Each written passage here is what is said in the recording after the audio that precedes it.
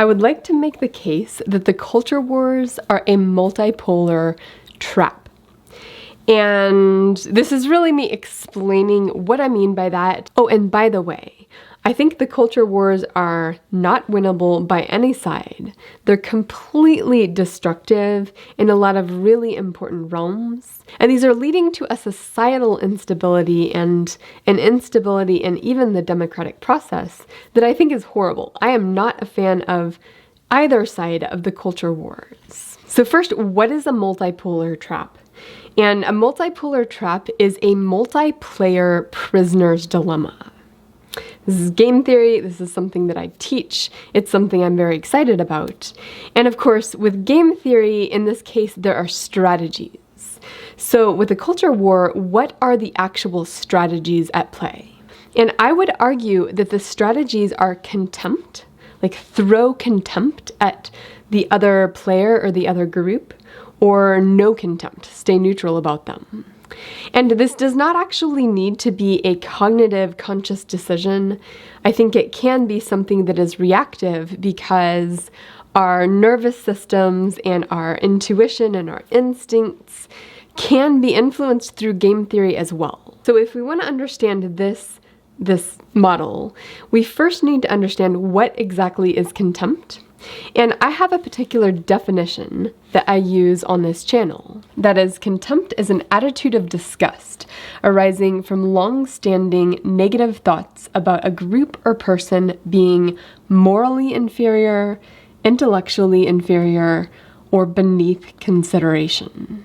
And when some people hear me sort of frame the culture wars in this way, they might be like, wait a second, aren't the culture wars about policy issues or about political power? But my response to that would be that actually a lot of the policy wins or losses are more about keeping score in this culture war than about those policies in particular.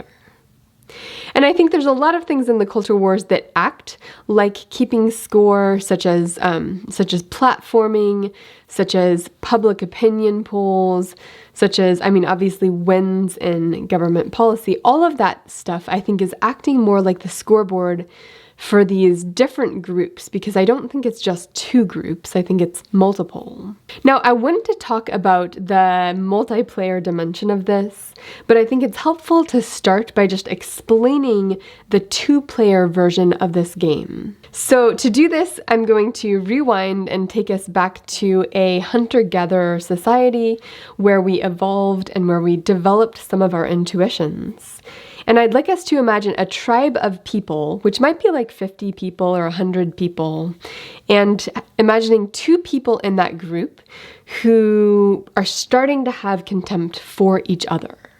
The question is, do they increase the contempt toward the other person, or do they stay neutral? And of course, I'm going to argue that this is actually built into the whole nervous system of people. But it's logical from a game theory sense. So if we think about, okay, if the other person in that tribe stays neutral, what is your best response?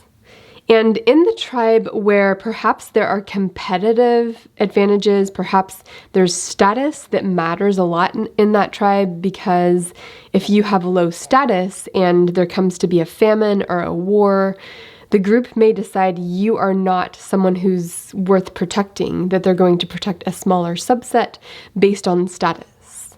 So of course, competition and status building are built into human evolution, including into this tribe. And if there's someone who might be a competitive person against you, who might throw contempt at you, that person is risky for you because they have the possibility of lowering your status through their contempt thrown at you. So your best strategy, if they seem to be remaining neutral, but if there's a possibility that that person may throw contempt your way, to sort of throw contempt their way, lower their status, try to paint them as being morally inferior and not worth considering. And of course, if that person is throwing contempt your way actively, your best strategy is to fight that by throwing contempt their way. They're trying to paint you as being immoral and not worth considering, you can be like, no, no, no, they're the ones who are really morally inferior and not worth considering. Don't pay attention to anything they say. Don't consider their perspective on me. So we have a situation where either strategy that other player picks, being neutral or throwing contempt at you, your best response strategically and competitively within a tribe is to throw contempt their way. That means both players have a dominant strategy to throw contempt, and that means we have a Nash equilibrium where both players throw contempt at each other.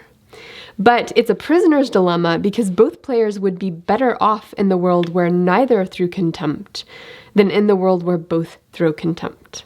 That's a prisoner's dilemma. Now, there's another dynamic here which can be explained by talking about the idea of duels.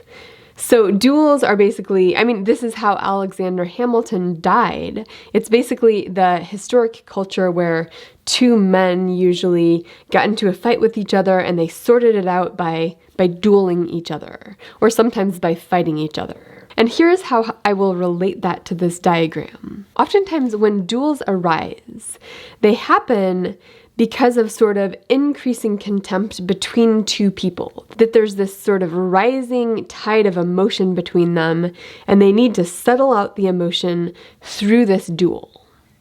And sometimes that may work. It may be that after the duel, after they have added the stakes of actual violence and sort of resolved it between them, then they can let that go and go on in relative peace, relative to before the duel.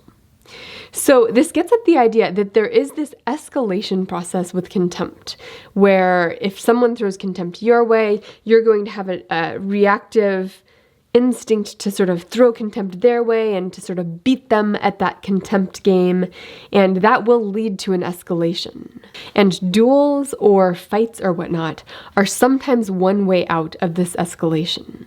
Now, another property of this two-player prisoner's dilemma is that you can have a equilibrium that stays at the neutral ground, where neither player is throwing contempt. And in a competitive environment, in a competitive tribe where people are competing for social status, you might need something else like social norms in the tribe against getting into this kind of fight with people or this kind of tiff with people.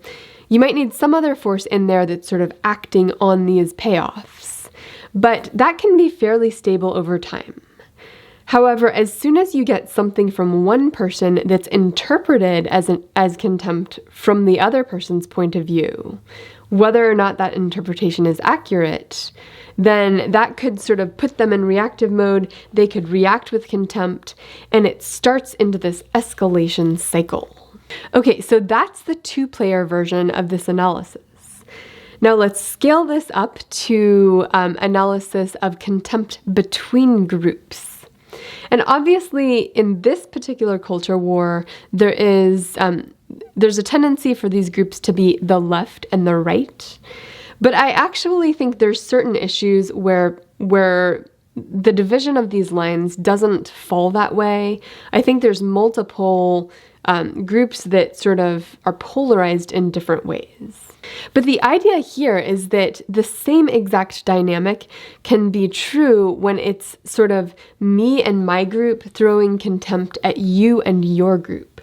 So actually in both cases, both the two-person version and the group-to-group version, you have a situation where if your throwing contempt convinces the rest of the tribe or the rest of society that that group is actually worthy of contempt, then you actually have a competitive advantage over that group.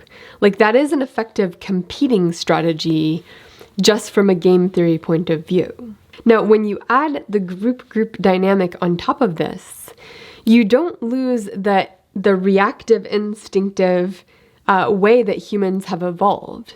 When people insult a group you belong to, you're going to sort of get up in arms and do some of the same things that you would do in that whole dueling escalation scenario. It's just in this case, it's about their group versus your group. So if we were to look at the culture wars and ask the question, what are they fighting over? If they're not fighting over policy, if they're not fighting over who wins in this particular realm, what is it that they're fighting over? And I think what they're fighting over is the public perception of which of these groups is more worthy, more righteous, more intelligent, more morally good. It's basically the opposite of contempt. The fight is over which group deserves status and deserves to be treated with much respect in society, and which group should be held down. I think it's the public perception that is the real thing the two sides are fighting over. This framework has helped me a lot in understanding what's going on with the culture wars, and I think I'll leave it at that.